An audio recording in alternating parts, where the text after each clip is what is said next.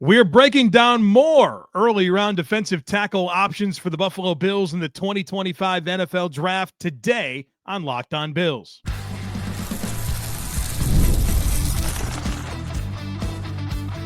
You are Locked On Bills, your daily Buffalo Bills podcast. Part of the Locked On Podcast Network, your team every day. What's up, Bills Mafia? It's Joe Marino, author of the Herd Mentality Substack, co-host of the Locked On NFL Scouting Podcast, co-host of the NFL First Read Podcast, and I'm your host of Locked On Bills. Want to thank you for making Locked On Bills your first listen every day, and a big welcome and shout out to our everydayers. You know who you are. Those of you who never miss a single episode, I appreciate y'all being here very, very much. I'd also like to invite you to subscribe or follow for free on YouTube or wherever you listen to podcasts. We're part of the Locked On Podcast Network, your team every day. Today's episode is brought to you by FanDuel. Right now, new customers can get $200 in bonus bets when your first $5 bet wins. Well, folks, welcome in. Time for another podcast covering defensive tackles, early round defensive tackles for the Buffalo Bills in the 2025 NFL Draft. We did 6 defensive tackles yesterday. We'll do 6 more today to go with the 14 cornerbacks that we talked about this week, as well as we continue to build the Buffalo Bills 2025 NFL Draft board. Have a loaded crop of prospects to get into today. We'll talk Derrick Harmon out of Oregon, Walter Nolen from Ole Miss, Tyleik Williams out of Ohio State, TJ Sanders from South Carolina, and Jordan Phillips from Maryland, in addition to Mason Graham out of Michigan. So a bunch of big-time prospects to dive into today. I want to start with Derrick Harmon out of Oregon. And he is 6'4 and a half, 313 pounds, 34 and 3/8 on the arm length, 10 and 3/8 on the hand size. We don't have the full RAS score, the relative athleticism score, because he didn't do enough tests to really put the number together, but it came in at a 4.95 40-yard dash. That's a good time for a guy that's 6'4 and a half, 313. Production-wise, he played 1,570 snaps in college, 18 tackles for loss, 5 sacks for his career, and a pass rush win rate in 2024 of 17.6, which is excellent. 21 years old, he turns 22 in October, spent his first 3 college seasons at Michigan State, then finished things off this past year at Oregon. So again, we like to answer 2 questions about every prospect. Why should the Bills consider drafting them? And what concerns are there about forecasting the player to the Bills? So we'll start with why the Bills should consider drafting Derrick Harmon. Well, I think that Derrick Harmon is a very clean projection to the Bills defense that's easy to like. So a stylistic fit that we know that the Bills prefer with the types of nose tackles they like to bring in, and also a good prospect. I'm a big fan of Harmon. And again, he's stylistically aligned with what we've come to think the Bills prefer at nose tackle.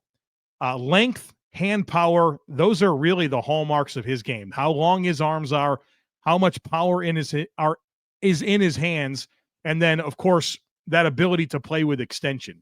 And when you can play with extension and you have that violence in your hands, you can really put yourself in a position to control reps. And he's got good hand usage overall, not just that they're heavy and powerful. He knows how to use his hands to deconstruct blocks, has a really good rip move, has a really good club swim combo, does a good job of working that half-man relationship and attacking the edges of a blocker. And when you can use your length and your heavy hands to soften those edges, it gives you a chance to get around blocks and make plays. I do think he's very firm at the point of attack, stout anchor guy. You're not going to drive him off the ball with a single block. I think he's got good first step quickness and a very hot motor. I like the way he plays. There's a really nice blend of strengths here that make him a very attractive prospect. So what concerns are there about forecasting Derrick Harmon to the Bills? Again, the defensive tackle out of Oregon. I would say number 1 is finishing. This is a guy that doesn't have enough control through contact.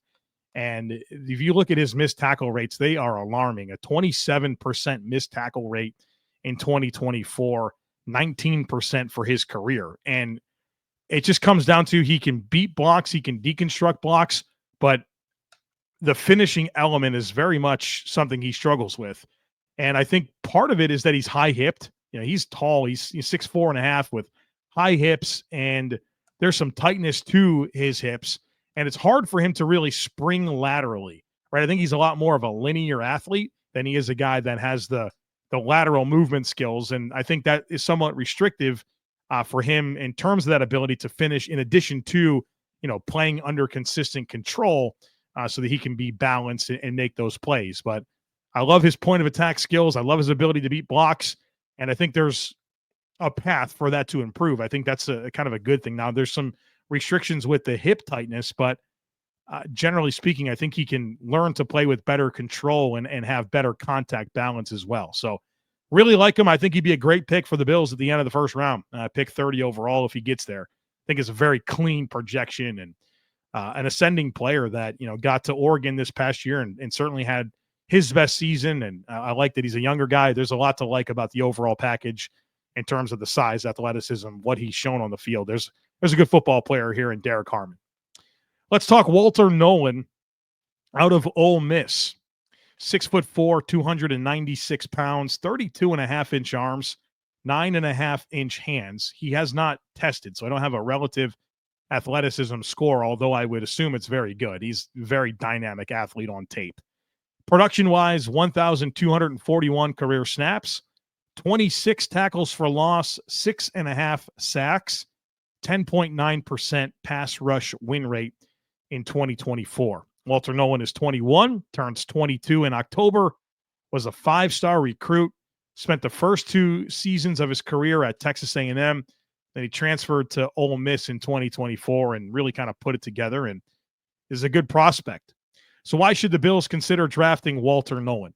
Well, he's a dynamic player, explosive, twitchy, bursty, really outstanding change of direction skills, super flexible, has excellent first step quickness, right? And so that combination puts him in a great position to really stress the lateral mobility of an offensive lineman because he can shoot gaps and really quickly get through. And, he's got a lot of flexibility to turn and hinge. And there's just a really dynamic athlete baked into Walter Nolen. And I think he's got really good power. I like his functional strength. I think he's very firm at the point of attack. And he does well to take that explosiveness that I talked about and convert that burst into power to allow him to reset the line of scrimmage and control reps. I think he's got great range. So you need a guy that can pursue from the backside, work down the line of scrimmage and make plays. He can certainly do that. I love the motor as well. He plays really hard on every snap. And I think there's some untapped potential with him because there's a very dynamic athlete here that has a lot of good football skill. But there is some untapped potential. Let me explain that here as we talk about what their concerns are about forecasting Walter Nolen to the Buffalo Bills. And for Walter, I feel like there is an approach that needs to change for him, where when you watch him play at Ole Miss, he is so eager to beat blocks. He's so eager to get into the backfield. He's so eager to, penetrate and wreak havoc that he's just got to play the down a little bit more consistently. And sometimes that can be a problem. Like if you're just flying up the field, you're taking yourself out of your rush lane. You're taking yourself out of your run fit. And that's not really smart, right? Like you need to be able to process and respond to what the blocking surface is telling you and get to the right spot so you can leverage your gap. You can leverage the ball instead of just, hey, we're playing kind of bull in a china shop type situation. So I want to see him process and be a little bit more of an instinctive player as opposed to, hey, I'm just going 100 miles an hour trying to beat this block. Like you got to do that the right way to maximize your opportunity to not only make a play, but not put yourself in a position where you're taking yourself out of the fit or the lane that you're supposed to be in. So need to really develop the processing and the football IQ here. And then I do think that for the overall dynamic athlete that he is, we got to develop some more hand usage and some more counters. Doesn't have a ton of length, 32.5-inch arms. That's okay. It's not terrible. But, he's a guy that really relies on his ability to win with quickness because I don't think there's enough hand technique yet to allow him to deconstruct and beat blocks that way. So a lot to like, some warts here with Walter Nolen. Certainly a guy with a lot of playmaking upside, which makes him very appealing. I think he's a player I would value right in that late first round, early second round range as well. All right, we got some dudes to talk about on the other side of it. We'll get to Tyleik Williams, TJ Sanders, and Jordan Phillips. Not the Bills' Jordan Phillips. There's a new one, and he's quite interesting. We'll talk about all those guys here on the other side of it. Folks, be sure to stick with me. March Madness is here, and FanDuel is giving you the chance to get in on the action like never before. Right now, new customers can get $200 in bonus bets with your first $5 bet, and if it wins, that's $200 extra bucks to use on everything from buzzer beaters to Cinderella stories and even who's cutting down the nets. I love to pick my favorites. I've got my eye on a few underdogs this year, and FanDuel makes it easy to back them with spreads, totals, and game props. And you can stay in the action with tournament games happening almost every single day. There's always something exciting to bet on. Plus, it's easy and fast. The FanDuel app is simple to use, and when I win, I get paid instantly. There's no waiting around. So visit FanDuel.com and get in on the college hoops action all tournament long. All right, let's keep talking about these defensive tackles. Got some good football players to talk about here, some different players than the ones that we just talked about. We'll get to Tyleik Williams out of Ohio State next. He's a big dude, 6'6", 334 pounds, 32-inch arms, 10.25-inch hands. Don't have the relative athleticism score from him, but he was participating in his pro day this past week, and he got a cramp during the 40-yard dash. And so I think that kind of took away any opportunity that we're going to have to get his actual athletic testing. But, you know, he's very much regarded as a big-time athlete for a guy that's 334 pounds, so relatively speaking. Production-wise, at Ohio State, Tyleik Williams played 1,665 snaps, 28 tackles for loss, 11.5 sacks, had a pass rush win rate in 2024 of 6.6%. He's 22 years old and actually just turned 22 in February. So why should the Bills consider drafting Tyleik Williams out of Ohio State? Run defense, right? That's why anybody would draft Tyleik Williams. He's a very good run defender, the traditional nose tackle, space eater, absorbing blocks, does his 111th type guy. He's going to keep the second level clean. Nobody's going to move him. He's big and powerful, clogs up the middle, right? That's what he does. He's your traditional big old dude that can stuff the run in the middle of a defense. I also think that he's a good processor. So it's not just that he's big and can eat space and, you know, keep the second level clean. There's a football intelligence here where you can tell he's got a good ability to respond, leverage gaps, leverage the ball, and be in the right place, which is important, right? It's not just about being big. You know, he's also a smart football player as well. And, you know, he's got this mass component, 334 pounds, but he's got a lot of hand power as well that allows him to control blockers. And, you know, when he's wants to get rid of somebody, he can get rid of somebody. Got that knockback power, but also the power to displace and move people out of the way so he can try to make a play. I also think for a guy that's 6'6", 334, this guy's got a crazy good motor. Like more than you'd expect for a guy of his body composition. This guy flies around. Like he competes really hard. And I think he runs well for a guy that is as big as he is. And like, I don't think he's explosive off the ball by any means. Like that's a problem. He doesn't have that explosiveness. But when this guy needs to go pursue the football, he gets on his horse and he can go. I think his pursuit, speed, and effort is pretty impressive relative to the size and the body type. So what concerns are there about forecasting Tyleik Williams out of Ohio State to the Buffalo Bills? Well, you know, he doesn't play with much extension. Everything's kind of close to the vest, only 32-inch arms, and he's got 32-inch arms, but this really thick, burly chest. And so, like, when you talk about just extending his arms, there's not much space for him to really extend and reach. And I think everything that he plays is in tight quarters, and it's hard to, you know, beat blocks in the NFL when you can't play with a level of extension and everything's like close to your chest all the time. That's pretty difficult. He's got heavy hands for sure, but I don't think he's a super technical player with his hands to deconstruct blocks outside of just having hand power, right? Like he's big and has powerful hands, but you're not going to see like a repertoire of moves to hand fight and clear contact and swipe hands. Like that's not really in his bag. And then also there's just not much of a pass rush ceiling here that gets you excited. I think he's slow off the ball.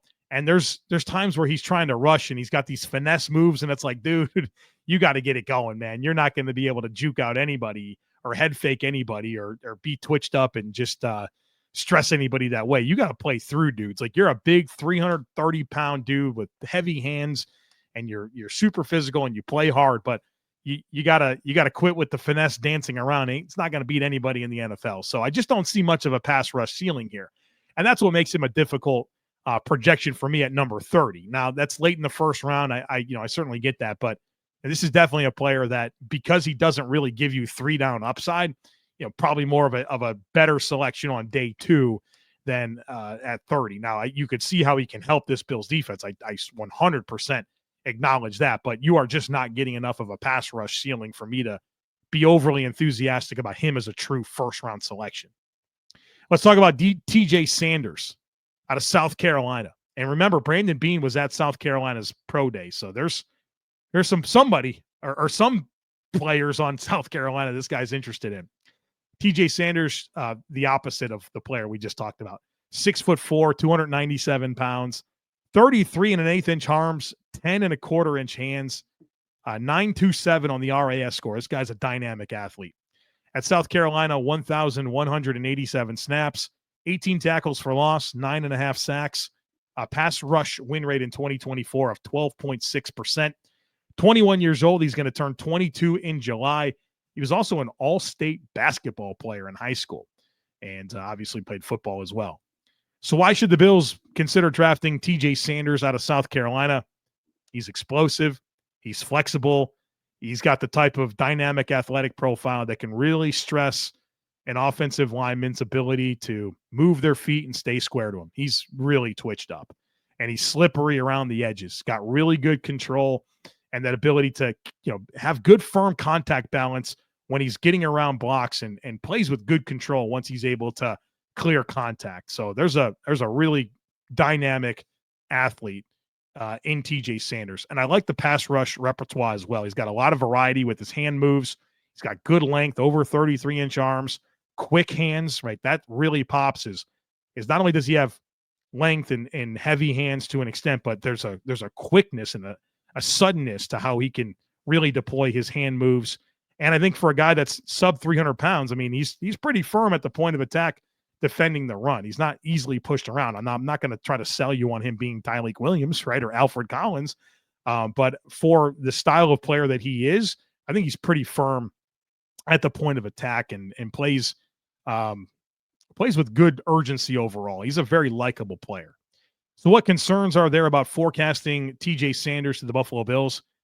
Well, I think he's got good but not great functional strength, and I think it stems from a bit of a narrow build, right? There's kind of again, for relative to an NFL defensive tackle, he's just kind of narrow, and he's taller. He's 6'4", but sub 300 pounds, and there's just, I wouldn't describe him as proportionately thick everywhere, right? There's a narrowness to his frame, which that's a complicating factor when you talk about, hey, you're going to have to go and try to beat Osiris Torrance, right? Or Creed Humphrey or Trey Smith, right? These guys are going to be bigger and challenge you in different ways at the next level when you a little bit lean and narrow with your build.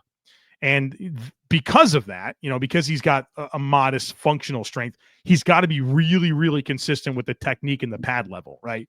You got to be able to overcome that. And I think he does, right? But that'll have to be something he's always dialed into, or else it could be challenging for him to really hold up and be as firm in the NFL as he was in college. So I think he's a rock solid second round grade, good football player in TJ Sanders. Let's talk about this next guy. He is fascinating. Jordan Phillips out of Maryland. Super unique. 6'1" and 5/8, 312 pounds, 31.5 inch arms, 9 3/4 on the hand size. I mean, just a really unorthodox build. He's got an RAS score of a 6.67, but I don't think that really measures the athletic profile here. He didn't run a 40, but he had a 31-inch vertical jump. He had an 8.19 3-cone, which is just deplorable. That's a very bad 3-cone. But I think he's just a little short. He's got very short arms. He ran a terrible 3-cone, and I don't think he did the test that he needed to really bump it up. Like the broad jump, the 40-yard dash, I think would be some areas where that would really help his score. So I say 6.67, which is like a kind of below average type relative athleticism score. But I think there's a much more of a functional athlete than that number is going to tell you. At Maryland, Jordan Phillips played 1,045 snaps, 3 tackles for loss and 0 sacks. I get it. There's not much production here, but stick with me. This player is captivating for me. Had a pass rush win rate of 11% in 2024. He's really young. He's 20 years old. He doesn't turn 21 until June. In high school, he was a wrestler and a competitive weightlifter. He's got some crazy strength, a 665-pound squat, a 365 overhead press for 2 reps. That's crazy. And a 365-pound power clean. I do a lot of power cleans, and I don't see a lot of people getting anywhere near 365 pounds on a power clean. This guy's a strong dude. So I probably said a bunch of things that you're like, why are we talking about this player? He's short. He doesn't have any length. He had 3 tackles for loss and 0 sacks and over 1,000 snaps. Like, Joe, what's the deal here? I'm telling you, just watch him play. There's something about him where it's just like, I want this player. He's so fascinating to me. So you watch him play. So why should the Bills consider drafting Jordan Phillips? Leverage and power. My goodness, this guy has built-in leverage. He plays with low pads, and he is powerful. You're not going to move this guy. He is firm. He's like a big ball of muscle. Like, that's probably the best way to describe him.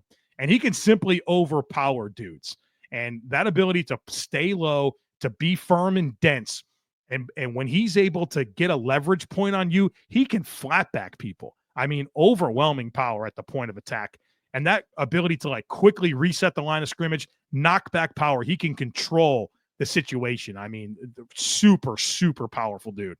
And there's also an explosive element to his game. You know, when he's able to shoot a gap or just get up the field, he can go. He can get off the football, and he's got busy hands. He doesn't have a lot of length. He's got busy hands, but it's that blend of like some short area burst blended with leverage and just overall body strength that allows him to really be a pretty disruptive guy. I know there's no production, but there's something about this guy that I really like. So what concerns are there about forecasting Jordan Phillips to the Bills? He's raw. All right. He's a raw football player. And I don't think he's got a great football IQ. He's a very tardy processor. You know, when he's got to like read and react, it's slow. But when he can just go, when you can just say, hey, do this one thing, boy, he does it really well. Technique, timing, right? It's not there. You know, he's not a very technical player. He doesn't know how to string together moves and do all the nuanced things with his hands. You know, he doesn't have much length. He's certainly more disruptive than productive. I get it. Like there's a curve here, but I'm telling you, if I was a defensive line coach, I'd want to get my hands on this guy because I think there's some unteachable stuff that he has that sets a really firm foundation. My co-host for Locked On NFL Scouting, Kyle Krabs, had a great comparison for him, and I love it. It's Aleem McNeil, who's a great football player for the Detroit Lions, but like the body type, the style of play is there, and you've seen Aleem McNeil take such a big jump in the NFL, and I can just see it for Jordan Phillips. So I know there's some warts here. I know it's an incomplete evaluation. I know there's some unorthodox things. I'm telling you, don't sleep on this guy. Watch the tape. You can see there's a lot of really appealing stuff with Jordan Phillips. So he's got me reeled in for sure. He's definitely very, very intriguing. All right, on the other side of it, we got to talk about Mason Graham, who's probably not going to be available for the Bills, but you know, potentially the first defensive tackle off the board. So I want to give you my thoughts on him, and then I'll give you my rankings here, my defensive tackle rankings 1 through 12. So folks, be sure to stick with me.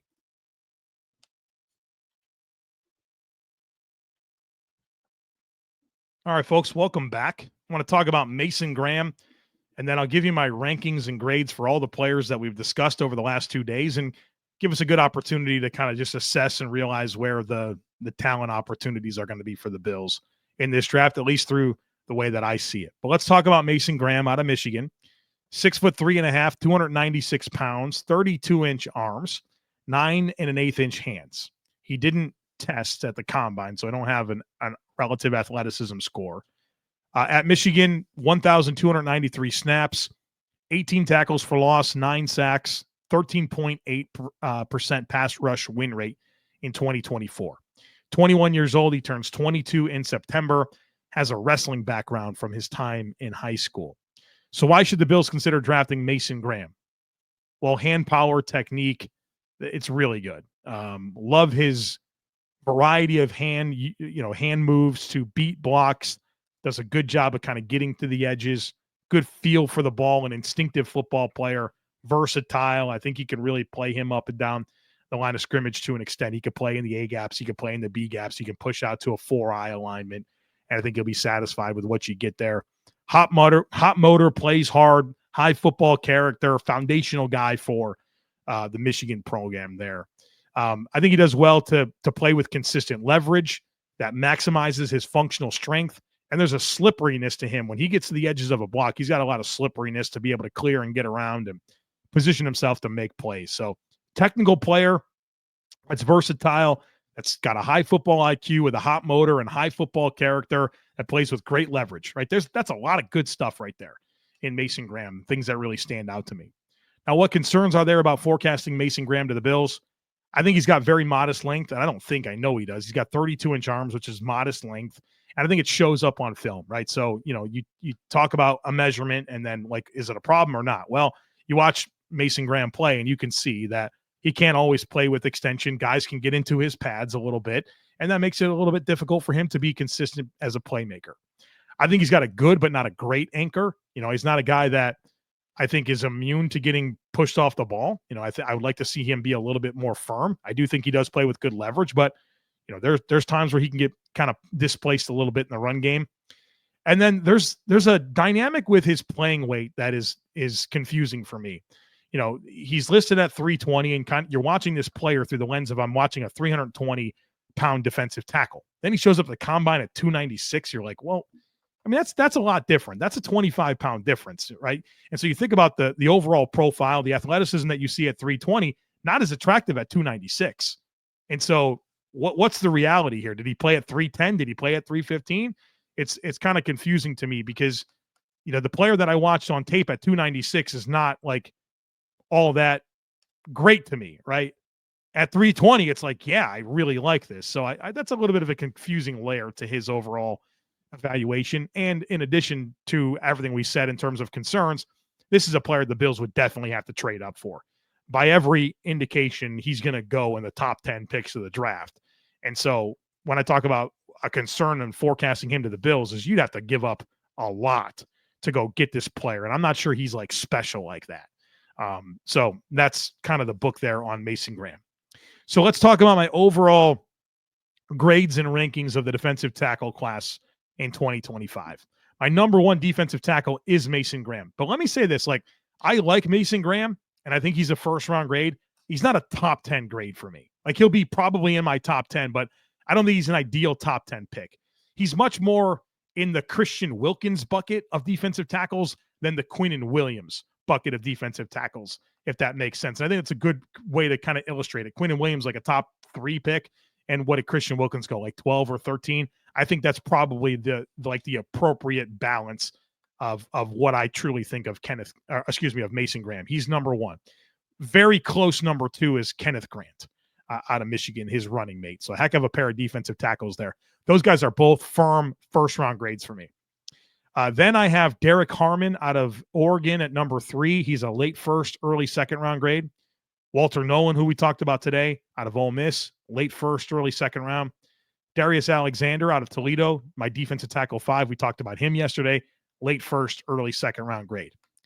Now we get into my true second round grades. These are players that I probably wouldn't pick in the first round, but for sure in the second.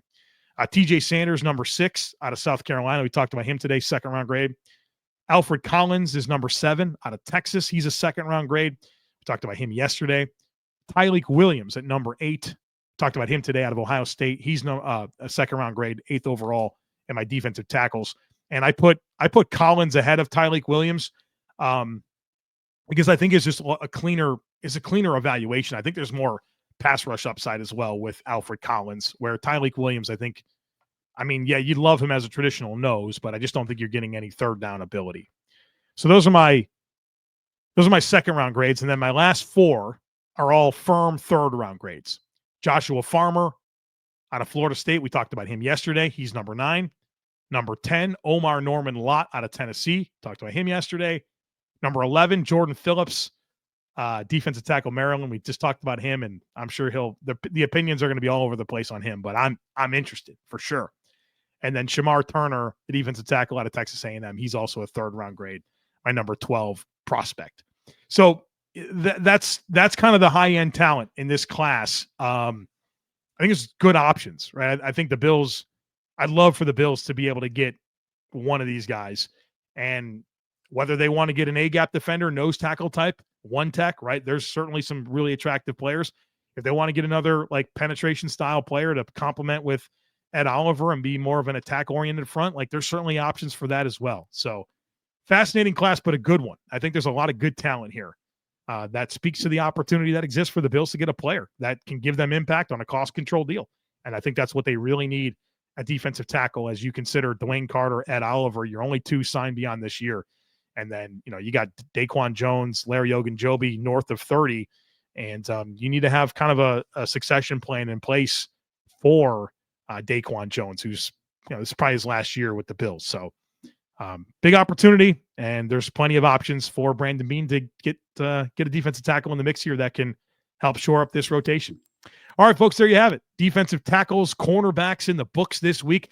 Next week, we're going to talk edge rushers and wide receivers. So a lot of fun NFL draft conversations coming your way next week. And of course, all the way up until the NFL draft. Don't miss anything.